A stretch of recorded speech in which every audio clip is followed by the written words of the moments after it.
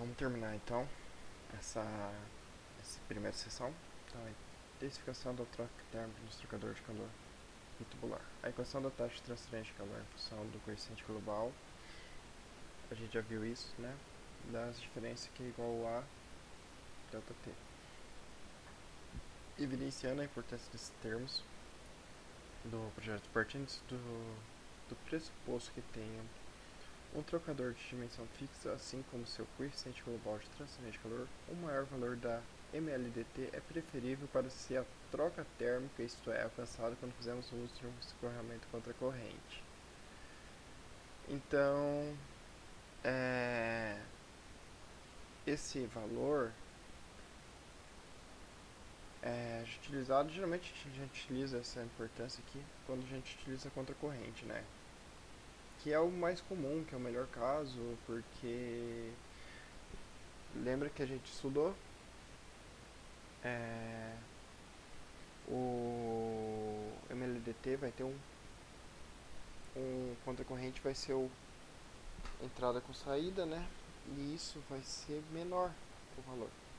Vai ser um ΔT menor do que aquele que vai ser com corrente, né? No começo a gente vai ter um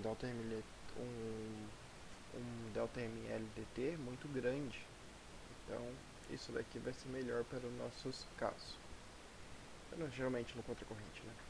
Em alguns casos em que o trocador de calor bitubular necessite de um comprimento considerável para obter a desejada troca térmica, mesmo mediante o uso de escoamento contracorrente, deixando assim de ser a opção mais efetiva. Pode ser o uso de algumas alternativas visando o coeficiente convectivo de transferência de calor ou da área superficial por meio do qual ocorre. Então aqui a gente vai ver técnicas para a gente melhorar essa troca, né? Essas alternativas são a alicerçação na introdução da superfície, rugosidade, Jesus de tubulação no escoamento, restringente por mais tempo. Enfim, essa especificação pode ser vertida de algumas formas a saber. Vamos lá. A inserção da mola helicoidal em contato com a superfície interna do tubo, aumentando o coeficiente convectivo. Então aqui a gente vai aumentar a nossa troca, né? Essa mola helicoidal aqui dentro. A convecção vai aumentar. A usinagem da superfície dos sulcos, alimentando assim a área de transferência de calor. Inserção, aumentar a área de transferência de calor sempre é aumentando, colocando mais rugosidade, aumentando, colocando aleta, essas coisas, a gente aumenta a nossa área de trocador de calor, o que aumenta a nossa taxa de transferência, né? Inserção de fitas periódicas, periodicamente torcida em 360 graus para aumentar o coeficiente convectivo pela indução de movimento rotacional do fluido. Então aqui a gente coloca uma fita torcida. Então aqui a figura 1.6 ela mostra como que é a mola helicoidal e as fitas torcidas, né? A fita é periodicamente 360 graus. Então aqui a gente tem os dois tipos mostrados e os dois vão aumentar a nossa troca de calor. Seja aumentando a nossa troca de convecção, seja aumentando a nossa área. Enfim, temos vários métodos para a gente aumentar a troca de calor. Com efeito negativo, o uso de tais nutrientes pode levar a perda de carga no escoamento, causando uma necessidade de aumento da potência das bombas sopradores. Isso. A gente colocar dificuldade, né, no nosso trocador de calor faz com que o nosso escoamento sofra com isso, né? Se você coloca alguma dificuldade qualquer para passar, fica mais difícil. Então você precisa aumentar essa força do nosso escoamento. Então você precisa colocar uma força maior na sua bomba para mandar ele, para a gente continuar trabalhando com ele em escoamento turbulento. Então a gente precisa sempre trabalhar ele com escoamento turbulento. Então a gente coloca uma força muito maior, beleza? Vamos lá. Aqui ele está falando para você pesquisar um pouco mais sobre isso, de intensificação de troca de calor. Se quiserem pesquisar, tudo bem, acharem várias maneiras diferentes para você encontrar, é interessante, é legal para quem for trabalhar nessa área. Então, quem for trabalhar, vai lá no Bergman, procura isso, que tem umas coisas bem legais para aumentar a nossa área, né? Para aumentar a nossa troca térmica. Queda de pressão devido ao atrito. Lembra que a gente trabalhou com queda de pressão para reatores? Aqui a gente também vai ter que trabalhar com queda de pressão nas operações unitárias do tipo trocador de calor. Por quê? Porque se a gente está trabalhando com gás, vai ter queda de pressão, certo? Independente. Tendo a nossa pressão vai diminuir, então o que é ruim, a gente tem um cálculo para isso. A gente pode usar esse cálculo que a queda de pressão do fluido vai ser igual a F, que é o fator de atrito. O fator de atrito ele vai parando o nosso fluido de passar, né? O L, que é o comprimento, percorrido pelo comprimento, quanto maior vai ser mais difícil, digamos assim. Vai ter maior queda de pressão, então se você tem um espaço muito pequeno, a queda de pressão é pequena, você nem sente, acaba nem sentindo isso, mas se você tem um espaço muito longo para você percorrer, isso vai acabar tendo efeito. O M representa a velocidade média, Rho é a massa específica do fluido e D, hidráulico, refere-se ao diâmetro hidráulico. A referida equação de queda de pressão pode ser aplicada tanto no interior do tubo celular quanto na região anular, quanto na região externa, né? Desde que o diâmetro seja empregado. Diâmetro hidráulico. O fator de atrito para escoamento laminar dado por F igual a 64 sobre Reynolds. Então, Reynolds é importante, né? Se o Reynolds for muito grande, o nosso fator de atrito é pequeno. Então, quanto maior nosso Reynolds, quanto mais turbulento, menor nosso fator de atrito. Então, a gente sempre tem que trabalhar ele com turbulento. Por quê? Porque também diminui o nosso atrito, certo? E isso vai ter uma menor queda de pressão, vai ter menor atrito, você vai precisar. Tem muitos, só que tem muitos benefícios, porém aumenta a força da nossa bomba, né? Para escoamento turbulento plenamente envolvido, pode-se usar a equação de Petkov para tubulivos na faixa de 3.000 a 5 vezes 10 a sexta Reynolds. Você pode utilizar essa equação aqui para você calcular o fator de atrito. Aqui a gente volta aqui para retornar o que é o diâmetro hidráulico, beleza? Que ele vai ser igual à área de troca, a transversal sobre o perímetro molhado. É o perímetro do nosso do nosso círculo, né? Do nosso trocador. Vamos lá, fator de deposição.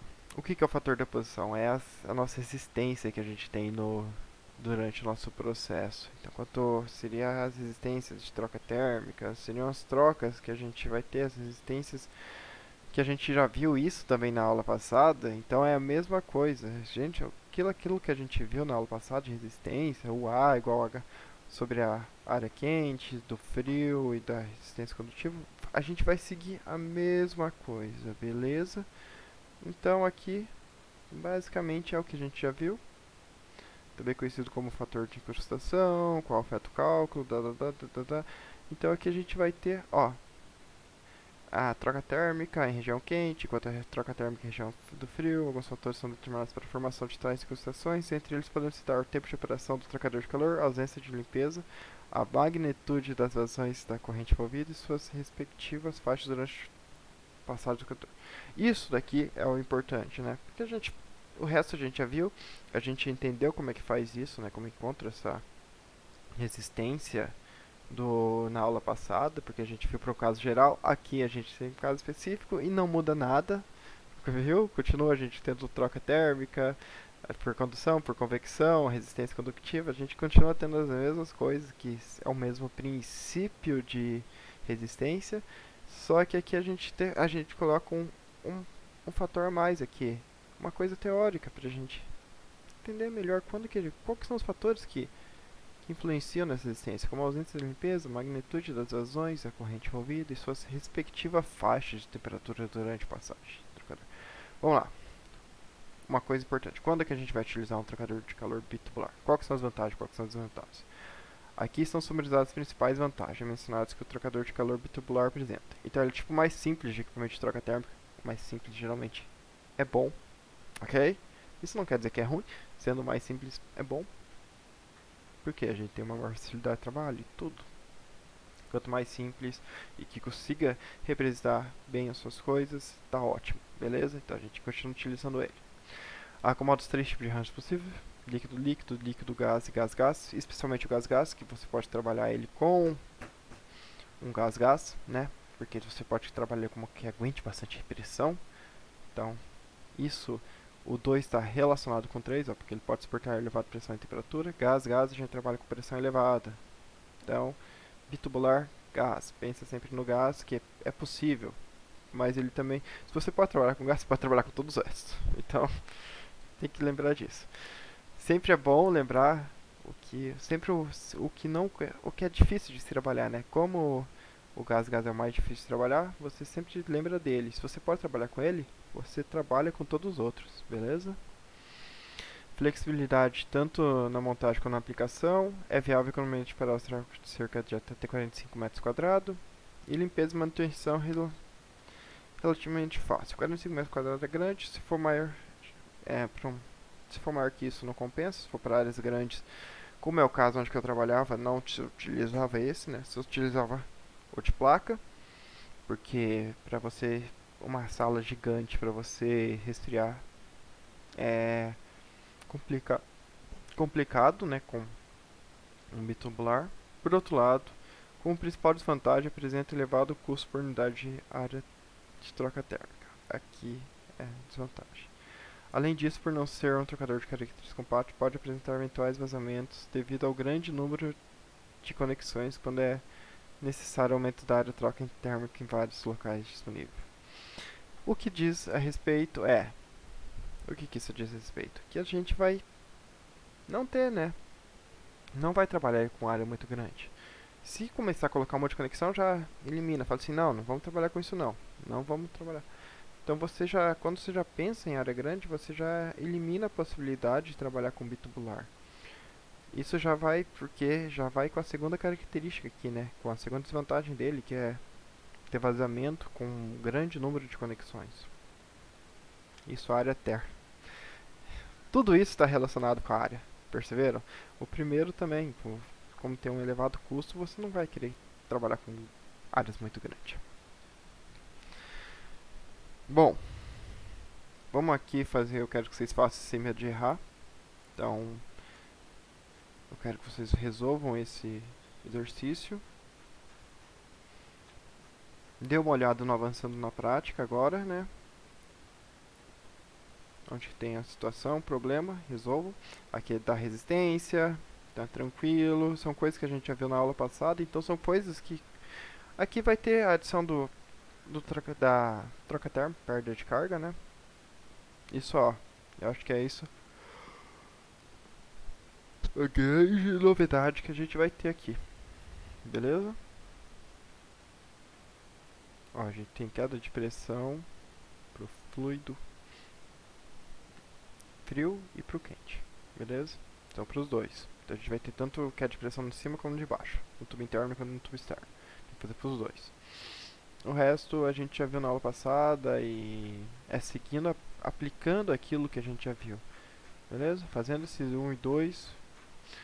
Eu quero que vocês façam 1, 2 e o 3. E isso daqui fica para a próxima aula. Para entregar na próxima aula, daqui 2 semanas. Vocês vão ter tempo. Então vamos lá. Marquem aí. Avançando na prática. E sem medo de errar, mais 1, 2 e 3. Qualquer dúvida, podem mandar pergunta para mim que eu posso responder para vocês, beleza? Certo? Então com isso a gente mata a sessão 1.2.